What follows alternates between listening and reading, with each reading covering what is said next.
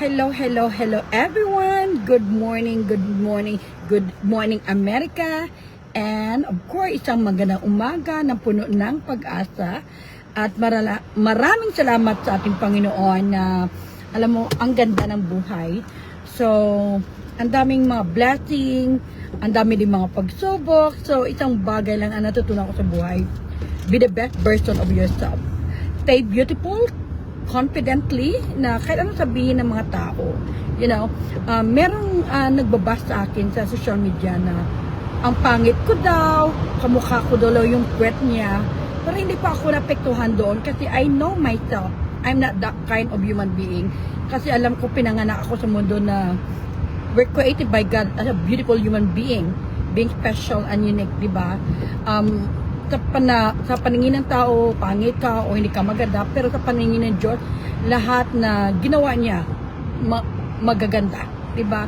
Lahat tayo may mga angkin na kagandahan, either physically or emotionally, na maging maganda yung kalooban natin, or yung tinatawag natin internally and externally. So ako gusto ko yung both, you know. Hindi lang parating maganda ka sa panglabas mo na anyo, kasi yung panglabas na anyo maaring tumanda ka at magbago yung lahat. Pasensya, nakalimutan ko yung salamin ko ngayon sa bahay, kaya medyo nasisila ako pa nag-drive ako. Pero ang mahalaga sa akin, I need to be beautiful inside and out, na maging beautiful ka spiritually, na ang Panginoon nakakita ko ano yung laman na yung puso, yung tumutulong ka, nakilala ka, at nare-recognize ka dahil sa kabutihan na ginawa mo sa mundo. Kaya I'm so blessed kasi alam mo yung every year nare-recognize ka, nasa-surprise ka na lang dahil sa kabutihan na ginawa mo, sa kagandahan loob. Yun ang pinakamahalaga na yung kagandahang loob, anong meron ka. Kasi yung physical natin, darating ang panahon na pag edad mo ng 60s, 70s, kasi ako malapit na tayo sa mid-50s, di ba?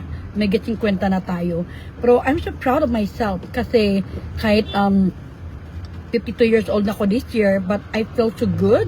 And lalo na I know how to taking care of myself, and I still strong despite na meron akong kidney disease, you know, pero naging mabuti na at naging maintain ko na, at saka I know God give me a healthy body, healthy mind, and healthy souls.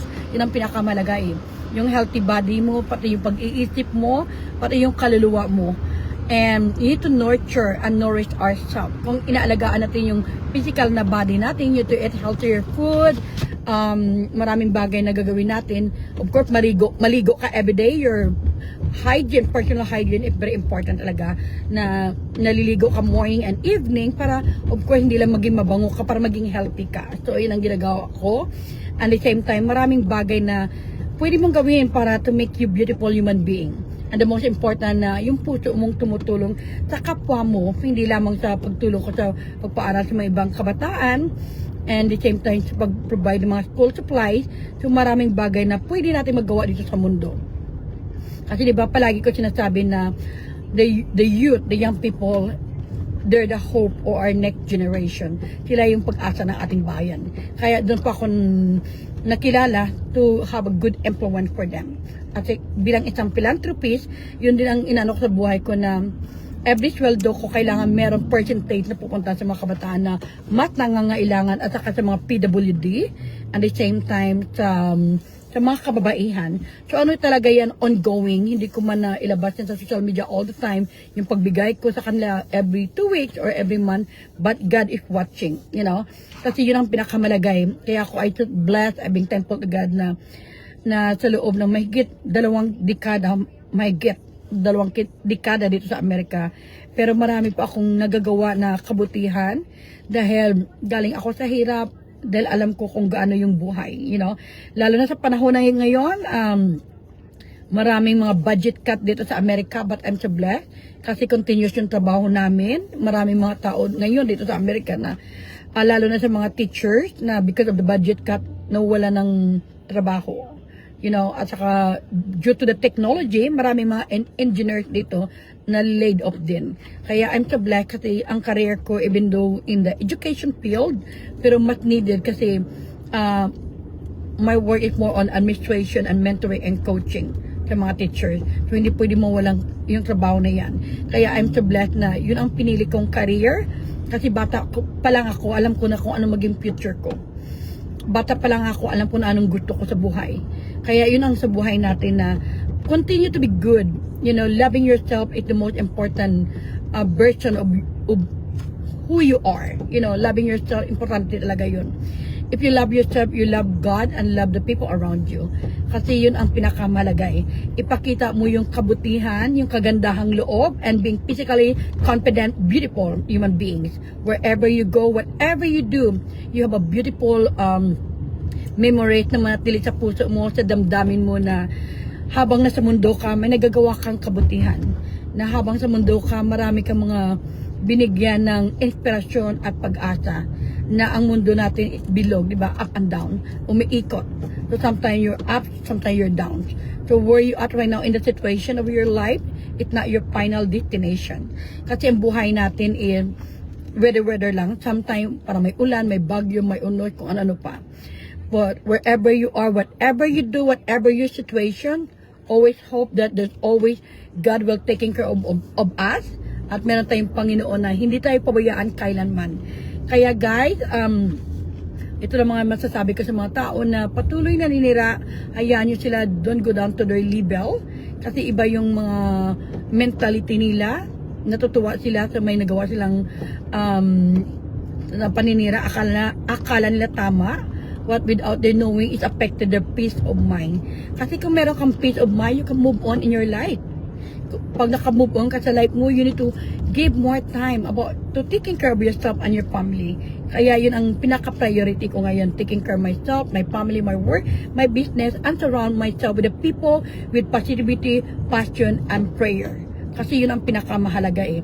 Sabi nga nila, hindi ka daw maging scholar ng Harvard University or sa ibang school kung hindi ka rin daw na-influence ng mga taong hindi maganda. Kailangan you to influence yourself with a good and amazing human being. Kaya yun ang pinili ko sa buhay ko. To be influenced with the amazing human being na forever tayo maging mabuting tao sa lahat ng oras, sa lahat ng panahon, at ilagay natin sa ating isipan at sa ating mga puso ang kabutihan.